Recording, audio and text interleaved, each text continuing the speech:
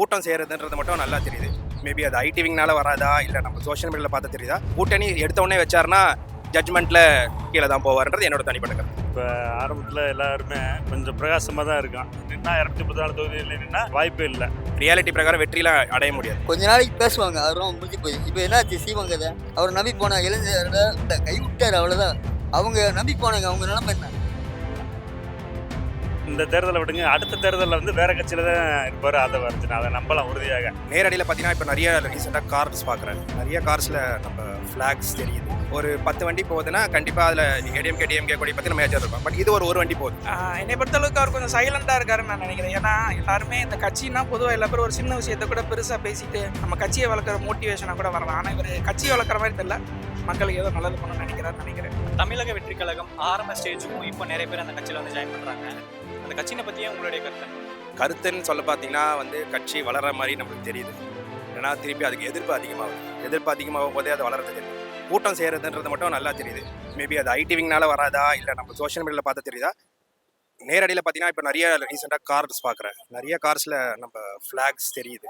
முன்னாடிலாம் தெரியாது. இப்போ ஒரு புது கட்சி அவ்வளோ ஃப்ளாக் பார்க்குறது கொஞ்சம் பெரிய விஷயம் தான். இப்போ சீமான் அண்ணா அவரோட இருந்துச்சு. பட் அந்த வண்டிங்க நிறைய நம்ம பார்த்தாம இருக்காது. பட் இது பார்த்தீங்கன்னா ஒரு 10 வண்டி போகுதுன்னா கண்டிப்பாக அதில் ஏடிஎம்கே டிஎம்கே கொடி பற்றி நம்ம மேஜர் இருக்கும். பட் இது ஒரு வண்டி போகுது. ஸோ அப்படின்றதே ஒரு வித்தியாசம் நமக்கு நாட்டில் தெரியுது பார்த்தீங்களா. ஸோ அதுவே ஒரு பெரிய வளர்ச்சி மாதிரி தான் தெரியும். மேபி அவர் வந்தால் கிட்டத்தட்ட ஒரு நல்லது நடக்கும் அப்படின்ற மாதிரி மைண்ட் செட் உங்களுக்கு இல்லை. மொத்த தமிழ்நாட்டுக்கும் அந்த நினைப்பு இருக்குது. பட் அவருக்கு அனுபவம் இன்னன்றது ஒரு நெகட்டிவ் தாட்டாக இருக்குது. அந்த அனுபவம் கிளியர் ஆகி அவர் கூட யாரெல்லாம் சேர்த்துக்க போகிறாங்க, அவங்க அவர் எப்படி கைட் பண்ண போகிறாங்க, அவர் வெற்றியே நினைச்சாலுமே அது எப்படி எடுத்துகிட்டு போவாங்க. ஏன்னா ஒரு சின்ன விஷயம் இல்லை, அவர் நாட்டை நடத்துறது ஒரு பெரிய விஷயம். ஸோ அதை எப்படி அவர் டேக் கேர் பண்ணி அவர் கொண்டு போகிறார், அவர் கூட யார் சேர போகிறாங்க, அதை வச்சு தான் மற்றதெல்லாம் டிசைட் ஆகும். பட் நல்லது நடக்கணும் ஒரு நம்பிக்கை. எனிவே ரெண்டுமே பார்த்துட்டோம்ல, இது பார்க்கணுன்ற ஒரு சான்ஸ் கொடுத்து தான் பார்ப்போமே. அப்போ தான் நம்மளுக்கு என்னன்றது தெரியும். ஆதவ அர்ஜுனா கொஞ்சம் வசதி படித்தவர். காளியம்மாள் வந்து நல்ல அரசியல்வாதி, நல்ல திறமை மிக்கவங்க. அவங்க நல்ல ஒரு கொள்கை பிடிப்பு உள்ளவங்க. நிச்சயமாக அவங்க மாற மாட்டாங்கன்னு நினைக்கிறேன் காளியம்மா. இவர் இவருடைய சூழ்நிலை, இவருடைய சொந்த நலனுக்காண்டி தான் ஆதவ அர்ஜுனா விடுதலை சிறுத்தைகளில் இருந்து அவர் தவகாவுக்கு வந்திருக்காரு. அது அவரை கூடிய சீக்கிரமாக இந்த தேர்தலை விடுங்க, அடுத்த தேர்தலில் வேற கட்சியில் தான் இருப்பார் ஆதவ அர்ஜுனா. அதை நம்பலாம் உறுதியாக. ஏன்னா விடுதலை சிறுத்தைகள் ஒரு நல்ல தலைவர் திருமாவளவன் சொன்னார். அவர் நல்ல ஒரு கட்சி அவர்னால ஒரு டெவலப் வந்துக்கிட்டு இருந்துச்சு. என்னதான் ஆணுச்சுன்னு தெரியல, திடீர்னு ஒரு முரண்பாடு அவர் கட்சிக்குள்ளாகி அவர் வெளியேறி தவகாவுக்கு விஜய் கிட்ட போயிட்டாரு. இது ரொம்ப நாளைக்கு நீடிக்குமான்றது தெரியாது. அநேகமா அடுத்த தேர்தல் வரை கூட வராது, ஒரு 3 வருஷங்களோ தான் நீடிக்கும். அப்புறம் அவர் வேற கட்சி தான் போற மாதிரி இருக்கும். அதுதான் ஒரு நிலைமை. எதிர்பார்ப்புகள் நிறைய இருக்குதான். ஆனா அவர் அவரே சொன்னதுதான், அவரோட கரியரின் உச்சத்தை விட்டுட்டு ஒரு விஷயத்தை நோக்கி அவர் வந்திருக்காரு. அப்படி இருக்கும்போது நானே சம்மந்தமே இல்லாம நீங்க கேட்ட கேள்விக்கே இவ்வளவு விஷயம் யோசிக்கும் போது கட்சி ஆரம்பிச்ச அவர் எவ்வளவு விஷயம் யோசிச்சிருப்பாரு. ஸோ அதெல்லாம் எப்படி செயல்படுத்துறாருன்னு பொறுத்து பார்க்கலாம். இப்போ டிவிகே கட்சியும் மற்ற கட்சிகளோட கூட்டணி வைக்கிறாங்க அப்படின்ற மாதிரிலாம் பேசுறாங்க.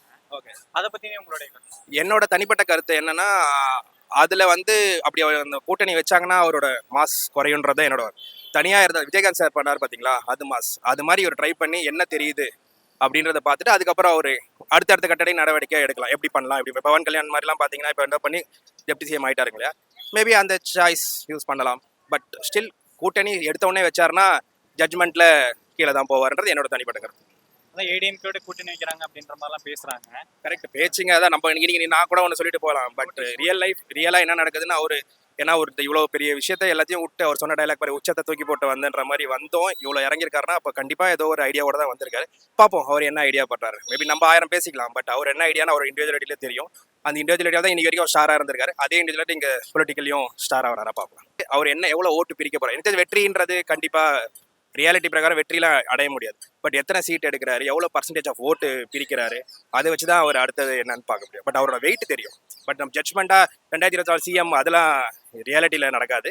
பட் என்ன ஓட்டு பிரிக்கிறாரு, எப்படி இருக்கும் அப்படின்றத நம்ம பார்க்கலாம். என்னை பொறுத்தளவு இந்த கூட்டணிங்கிற விஷயமே இல்லாமல் தனிச்சு அவர் மட்டும் இருந்து ஜெயிச்சாருன்னா, நம்ம சோலோவா கண்டிப்பாக ஜெயிச்சாருன்னா அது ஒரு பெரிய பெருமையாக தான் இருக்கும். இந்த ஒரு பெரிய பெருமைக்குரிய ஒரு விஷயமா இருக்கும். அவர் கண்டிப்பாக தனியாக இருந்தால் தான் அது ஒரு நல்ல ஒரு தான் இருக்கும். ஏன்னா எல்லாம் ஒன்றா இருந்துச்சுன்னா எல்லா கட்சியும் போல அது பேசப்படும். அப்படி வர்றாங்க அப்படின்னா அவங்களுக்கு நிறைய ஏக்கங்கள் இருந்திருக்கும், அது அங்கே நிறைவேறாமல் இருந்திருக்கும். இல்லை ஒரு சில பேர் மக்களுக்கு ஏதாவது செய்யணும்னு பார்த்துருப்பாங்க. இங்கே நிறைய பேர் வந்து எதுவும் செய்யாமல் இருந்திருப்பாங்க. அதனால நிறைவேறாத இடத்துல இருந்துட்டு எங்கே நிறைவேறுமோ அங்கே தேடி வரவங்கள தப்பு இல்லையே. அதில் வர்றதுனால பிரச்சனை கிடையாது. ஆனால் அவங்க திரும்ப இங்கேயும் வந்து உண்மையாக இருந்து இந்த கட்சிக்காக வேண்டி இருந்தாங்கன்னா நல்லாயிருக்கும். ஆனால் என்னை பொறுத்தளவுக்கு இந்த கட்சி கொஞ்சம் உண்மையாக செயல்பட்டால், தனித்து செயல்பட்டால் சூப்பராக வரும். என்னை பொறுத்தளவுக்கு அவர் கொஞ்சம் சைலண்டாக இருக்காருன்னு நான் நினைக்கிறேன். ஏன்னா எல்லாருமே இந்த கட்சின்னா பொதுவாக எல்லா பேரும் ஒரு சின்ன விஷயத்த கூட பெருசாக பேசிட்டு நம்ம கட்சியை வளர்க்குற மோட்டிவேஷனாக கூட வரலாம். ஆனால் இவர் கட்சியை வளர்க்குற மாதிரி தெரியல, மக்களுக்கு ஏதோ நல்லது பண்ணணும்னு நினைக்கிறாருன்னு நினைக்கிறேன். அதனால கூட அவர் கொஞ்சம் அமைதியாக இருக்கலாம். ஆனால் மக்களுக்கு நல்லதை நினைக்கணும்னாலே முதல்ல கட்சி பெருசா வலுப்படும். கண்டிப்பாக கட்சி வலுப்பெறணும். அதோட முக்கியமாக இந்த ஆர்டிஃபிக்கலாக இல்லாமல் இவர் இப்போ உள்ள வந்து சைலண்டாக நிறையா உதவி பண்ணாருன்னா ஓகே தான். ஆனால் அவர் அந்த ஒதுங்கி இல்லாமல் இன்னும் கொஞ்சம் ஃபோர்ஸாக இறங்கி இன்னும் கிரவுண்டில் இறங்கி வேலை பார்த்தாருன்னா நல்லா இருக்கும். அவர் ஒரு ஜனநாயக சக்தியோட ஒன்றா சேரணும், இடதுசாரி சக்தியோட சேரணும். அப்படி பார்க்கும்போது திமுகவோட சேர்றது நல்ல விஷயம். அவர் வந்து திமுக விமர்சிக்கிறதோ பண்ணுறதோ அதான விஷயம் இல்லை. அதிமுக நம்பி போன சொன்னாக்கா அதிமுகவே போனி ஆகாது. இவர் போய் போனாக்கா வந்துட மாட்டாங்க. ஏன்னா அவங்களோட மக்கள் பாதிக்கப்பட்ட விஷயங்கள்லாம் இருக்குது. அதனால் விளையாட மாட்டாங்க. ரசிப்பு போனால் யாரும் வேணா கொஞ்சம் பேர் ஓட்டு போடுவாங்க. அரசியல்ன்ற விஷயத்துல ரொம்ப யோசனை பண்ணி தான் போடுவாங்க. அவர் சினிமா நடிச்ச விஷயம் நடைமுறை வாழ்க்கையில ஒத்து வராது. அவரை வந்து 10 பேர் அடிப்படுறாங்க, நடைமுறையில் வந்து ஒரு ஆள் அடிச்சாலே விழுந்துருவார் அவர். இது வந்து சினிமா நிழல் வேற நிஜம் வேற. அது பார்க்கறதுக்குன்னா அப்படி பிரம்மாண்டமாக மாயையாக இருக்கும். அது வச்சுலாம் ஒரு முடிவு பண்ண முடியாது. அது வந்து விஜய் வந்து அவருடைய இளைஞர்கள் அந்த ரசிகர்கள் அவங்க அது கொண்டு போகிற விஷயம் அவங்களுக்கு அரசியல் பக்குவமற்ற விஷயங்கள் இதெல்லாம் இருக்குது. அவங்க எல்லாமே கைட் பண்ணணும். அதில் எந்த அளவுக்கு விஜய் செய்கிறாருன்றதை வச்சு தான் அது வந்து தீர்மானிக்க முடியும். கொஞ்ச நாளைக்கு பேசுவாங்க, அவரும் முடிஞ்சு போய். இப்போ என்னாச்சு சீவங்கதை அவர் நம்பி போன இளைஞரோட அவர் வந்து இது கை விட்டாரு. இப்போ நிறைய விலை வர்றது இல்லை, கை விட்டார் அவ்வளோதான். அவங்க நம்பி போனாங்க, அவங்க நிலைமை என்ன? அதாவது எப்படின்னு கேட்டிங்கன்னா, ரசிகர்களை மட்டுமே நம்பி கட்சி தொடங்கியிருக்காரு. மற்ற மக்கள் மத்தியில் அவர் இன்னும் பாப்புலராக இருந்தாலும் அரசியல் ரீதியாக அவர் வந்து வெளியில் வரல. உதாரணமாக சும்மா எத்தனையோ போராட்டங்கள் இன்னைக்கு தமிழ்நாட்டில் நடக்குது. மொழிக்கு இன பிரச்சனை எவ்வளோ பிரச்சனைகள் நடந்து முடிஞ்சிருச்சு. என்னன்னு கேட்டிங்கன்னா, இன்னைக்கு தமிழ்நாட்டில் எவ்வளோ பிரச்சனை, மொழி பிரச்சனை இருக்குது. டெய்லி நீங்கள் நாளிதழ்களில் பார்த்தீங்கன்னா அவ்வளோ பிரச்சனைகள். ஒரு பெண்களுக்கு வந்து பாதுகாப்பே இல்லை அப்படின்ற மாதிரி ஒரு சூழ்நிலை இருக்குது இன்றைய நிலவரத்தில். அதுக்கெல்லாம் ஒரு குரல் கொடுக்க மாட்டேன்றாரு. ஏன்னா சினிமாவில் அவர் பேசினார் பண்ணார், அதோட ஒரு கையை செஞ்சுட்டு போனார். பொது வாழ்க்கைன்னு வந்துட்டா மக்கள் பிரச்சனைகளை முன்னெடுக்கணும், கட்சி முன்னெடுக்கணும். அவங்க கட்சி சார்பாக ஒவ்வொரு மாவட்டத்திலையும் ஒன்றியத்திலையும் போராட்டங்கள் பண்ணணும். அப்படி பண்ணாதான் அவர் கட்சி டெவலப் அடையும், அந்த கட்சி வளரும். விஜய் தலைவராக ஏற்றுக்க மாட்டாங்க மக்கள். நிச்சயமாக வெளியில் வந்தால் மட்டுமே தலைவராக ஏற்றுக்கொள்வார்கள். இல்லைன்னு அவர் ரசிகர்களுக்கு மட்டுமே அவர் தலைவராக நடிப்பார். இப்போ ஆரம்பத்தில் எல்லாருமே கொஞ்சம் பிரகாசமாக தான் இருக்கும். இப்போ தானே வளர்ந்து வர்றாங்க, இப்போ தானே கட்சி ஆரம்பிச்சிருக்காங்க. இனிமேல் தான் அவங்க வந்து ஒவ்வொரு கட்சியிலேருந்து பொறுக்கி எடுத்து தான் இன்னும் போடுற மாதிரி இருக்கும். டிஎம்கேலேருந்து இன்னும் வருவாங்க, ஏடிஎம்கேலேருந்து வருவாங்க, இப்படி மற்ற கட்சிகள்லேருந்து வருவாங்க. ஏன்னா அவர் ரசிகர்களை வச்சு தான் கட்சி ஆரம்பிச்சிருக்காரு. இனிமேல் அரசியல்வாதிகள் வந்து நினச்சிருவார் ஒரு கட்சி நல்லா உருவெடுக்கும். நல்லா அவர் கூட்டணிக்கு ஆரம்பத்தில் சொன்னார், கூட்டணி எந்த கட்சியோட வைக்க மாட்டேன் அப்படின்னு சொன்னார். இப்போ மீடியாவில் பரவலாகவே பேசப்படுது அவர் அதிமுகவோட கூட்டணி வைப்பார்னு. நான் அதிமுகவோட கூட்டணி வச்சா அவருடைய வளர்ச்சி நல்லாயிருக்கும். அவர் தனிப்பட்டு இந்த கட்சி நின்னா 234 தொகுதியில் நின்னா வாய்ப்பு இல்லை. தனிச்சு நின்னா 2026 தனிச்சு நின்னா வாய்ப்பு இல்லை. கூட்டணி சேர்ந்தா வாய்ப்பு இருக்குது, ஓரளவுக்கு சீட்டுகளை பிடிப்பாங்க. அடுத்து 2026 அடுத்து வந்து 31 அந்த தேர்தலில் அவருக்கு நல்ல வாய்ப்பு இருக்குது. கேப்டன் இருக்கார்ல, அவர் ரொம்ப பிடிக்கும். அவர் வந்து கேப்டன் வந்து பார்த்தீங்கன்னா ஒரு சமீபத்தில் ஓட்டவே பிரிச்சார்.